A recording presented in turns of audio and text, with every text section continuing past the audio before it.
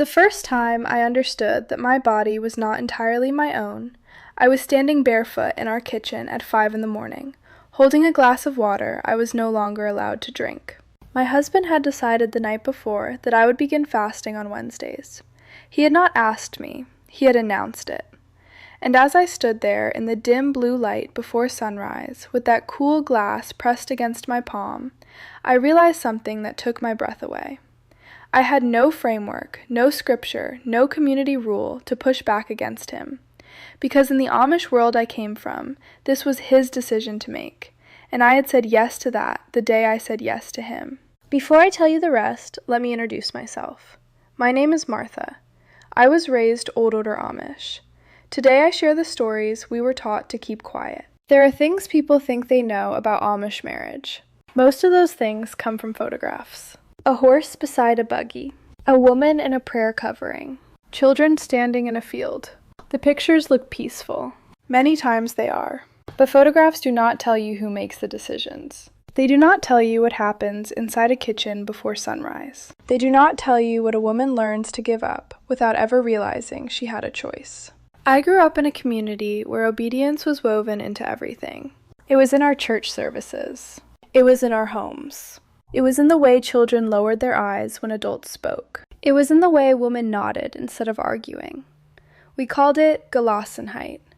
That word means yielding, letting go of your own will, trusting authority, trusting the church, trusting God, and for women, trusting your husband.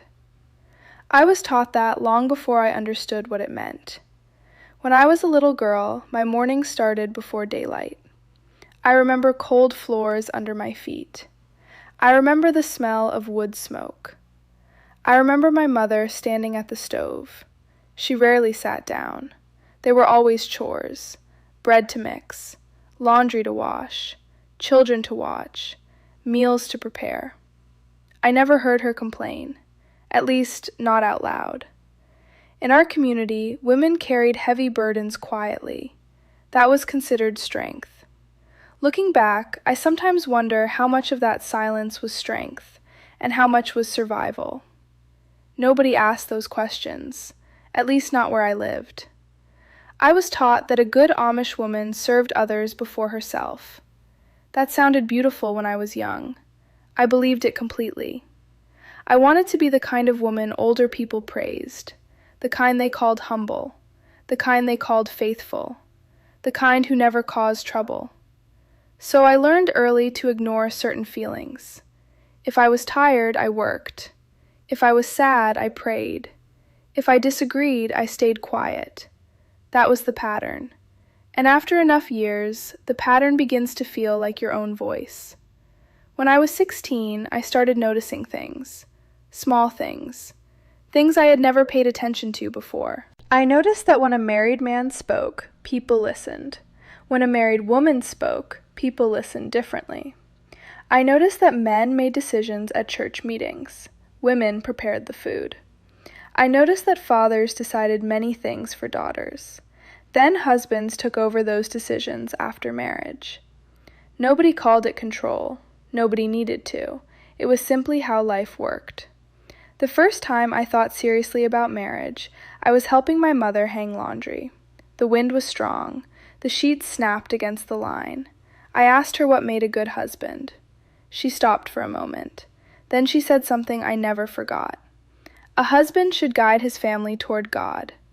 That was her answer. Not love, not friendship, not partnership. Guidance. At the time, it sounded perfectly normal.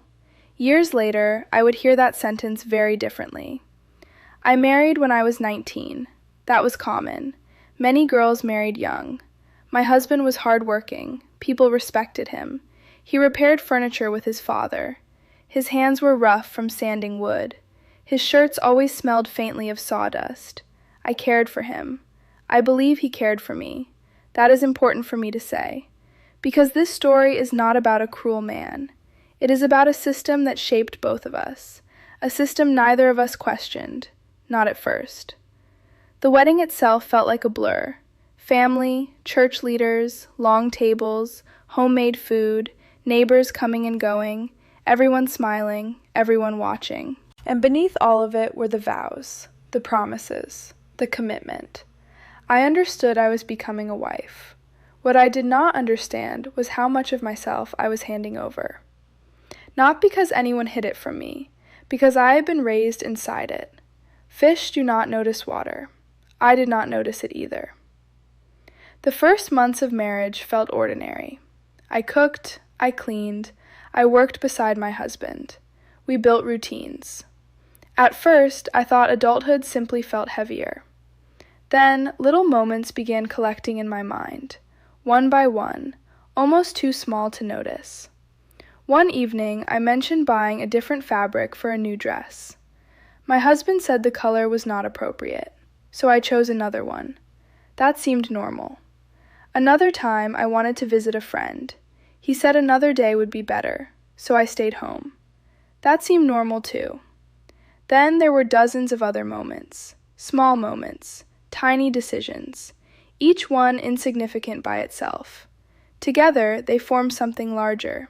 I just could not see it yet. What the outside world does not see is that control is not always loud. Sometimes it sounds like concern. Sometimes it sounds like leadership. Sometimes it sounds like responsibility. That makes it difficult to recognize. One winter, my hands became so dry they cracked open. The cold was brutal that year. Water froze in buckets. The wind cut through every layer of clothing. I washed dishes, hung laundry, worked outside. My skin split along my knuckles. The cracks bled. When I went into town, I bought a small bottle of hand lotion. Nothing fancy, nothing scented, just something to stop the pain. I remember feeling relieved. Such a simple thing. That evening, I unpacked the bag. My husband noticed the bottle. He picked it up, turned it over, read the label. Then he placed it back on the counter. He told me we did not need it. He said I should return it. I stood there looking at that bottle. I remember the kitchen lamp. I remember flour dust on my apron. I remember the silence. And I remember putting the lotion back in the bag. The next day, I returned it. For years, I told myself that moment did not matter. It was only lotion. That is what I thought. Only later did I understand why I remembered it so clearly. It was never about lotion. It was about permission. Who had it, and who did not. There are things Amish women learn without anyone ever speaking them directly. You learn them through repetition, through habit, through expectation. You learn them every time someone else decides what is best for you. Eventually, you stop asking yourself what you want. That is the part many people misunderstand. Most women around me were not openly fighting these rules. Most were trying to be faithful, trying to be good wives, trying to do what they believed God expected. I was one of them. I truly believed surrender was the path to peace.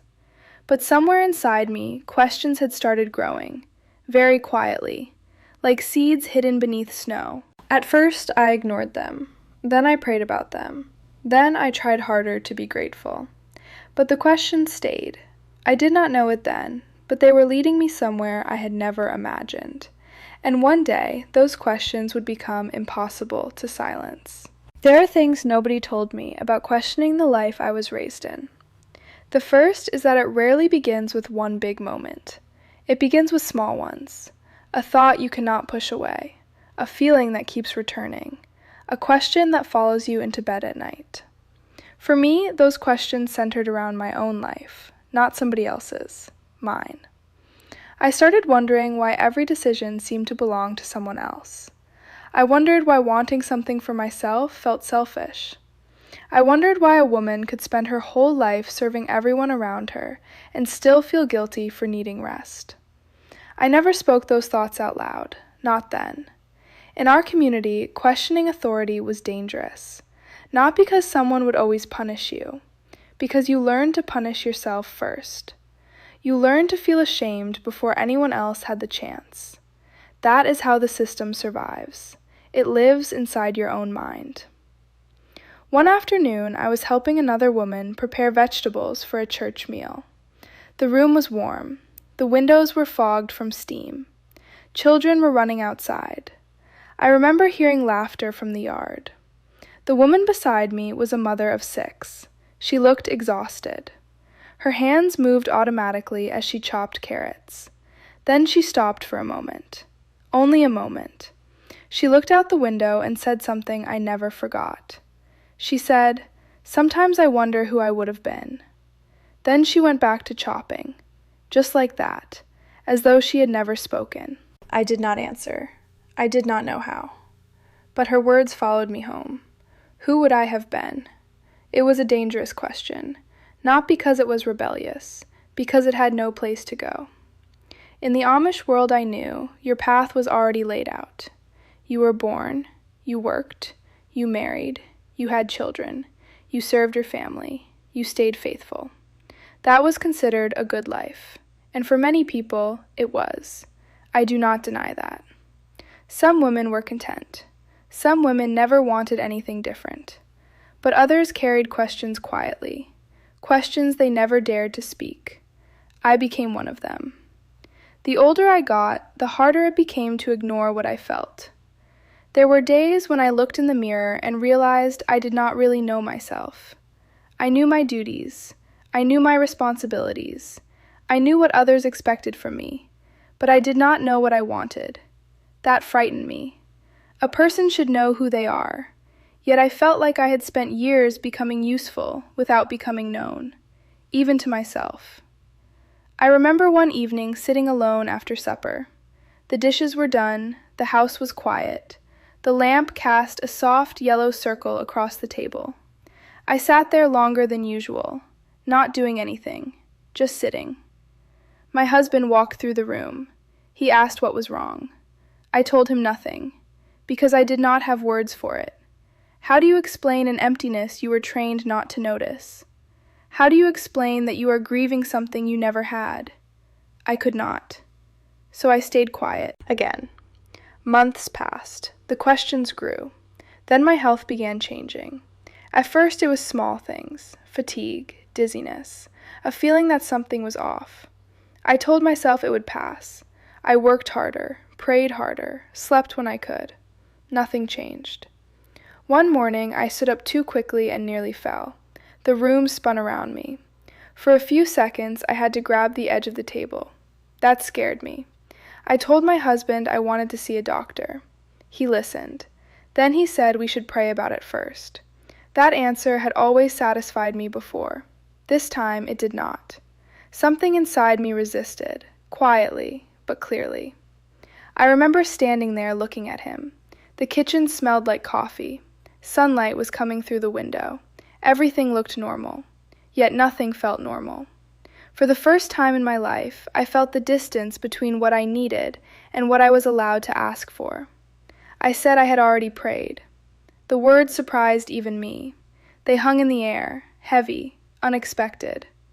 My husband looked at me differently after that, not with anger, with confusion, as though he was looking at someone unfamiliar.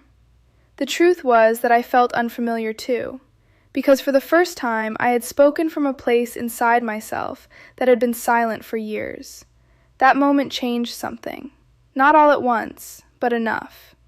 After that day, I started paying attention, really paying attention, to my thoughts, to my feelings, to the things I had been taught, to the things I actually believed, and the gap between those two kept getting wider. I began seeing patterns everywhere, patterns I had once called normal, patterns I had once defended, patterns I could no longer ignore. The realization was painful, because the Amish community had given me many good things: family, faith, belonging, a sense of purpose. I loved those things. Part of me still does. Leaving was never about rejecting everything. It was about survival. People often assume someone leaves because they hate the community. That was not true for me. I loved many people there. I still do. That made leaving harder, not easier. The day I finally decided to go was strangely ordinary. No dramatic argument, no great crisis, just a quiet certainty. I woke up knowing I could not spend the rest of my life waiting for permission to be myself. That was it. The decision felt terrifying and peaceful, both at once. When I left, I lost more than a home. I lost a world. People who have never experienced shunning often struggle to understand it. They imagine anger, arguments, confrontation. Sometimes it is much quieter than that. Silence becomes the punishment. Phone calls stop. Letters go unanswered. Conversations end before they begin. You become a ghost to people who once loved you. That kind of loss leaves marks. I will not pretend otherwise. There were nights I cried until morning. There were mornings I wondered if I had made a terrible mistake. There were days when loneliness sat beside me like another person. Yet even then, something had changed. For the first time in my life, my choices belonged to me. That freedom felt unfamiliar, almost frightening. I remember standing in a grocery store after leaving. A simple grocery store.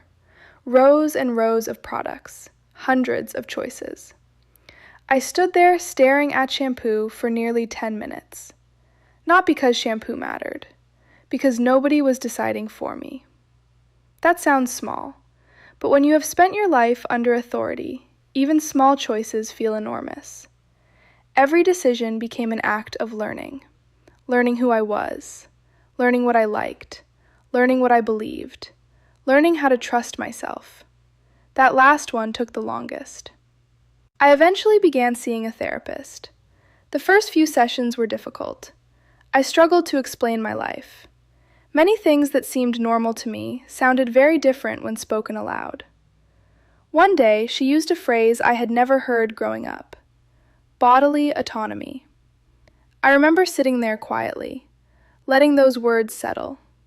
They felt strange and familiar, like hearing your own name spoken after years of silence. I realized nobody had ever taught me that my body belonged to me. Not my father, not my husband, not the church. Me. The idea was almost overwhelming. I cried that day, not because I was sad, because I finally had words for something I had felt my entire life. Today I am older. My life is different now. I live in a small place of my own. Nothing fancy, just enough. Each morning I wake up and make coffee. I open the curtains. I watch the sunlight arrive. Sometimes I sit quietly with a glass of water, and every time I do, I remember that morning years ago. The morning I stood barefoot in a kitchen, holding a glass I was not allowed to drink from. Back then, I thought freedom was something large, something dramatic. Now I understand it differently. Sometimes freedom is a small decision. Sometimes it is a doctor appointment. Sometimes it is buying lotion for your hands. Sometimes it is saying no. Sometimes it is saying yes. Sometimes it is simply knowing that your life belongs to you. I do not tell this story because I hate where I came from. I tell it because it is true. The Amish world gave me many beautiful things. It also asked for things I did not realize I was giving away. Both of those truths can exist together. That is what I have learned. There are still moments when I miss the sound of buggy wheels on a quiet road. I miss church singing. I miss family gatherings. I miss parts of the life I left behind. But I do not miss feeling invisible inside my own story. Looking back now, I think about all the women I knew. The women who carried questions quietly. The women who wondered things they never said aloud. The women who spent years putting everyone else first. I think about them often, and I hope they know something I did not know when I was young. Wanting a voice does not make you selfish. Wanting ownership of your own life does not make you sinful. Wanting to be seen does not make you wrong. It makes you human. This is my story. Like, share, and subscribe if you want to hear more real Amish experiences no one else is telling.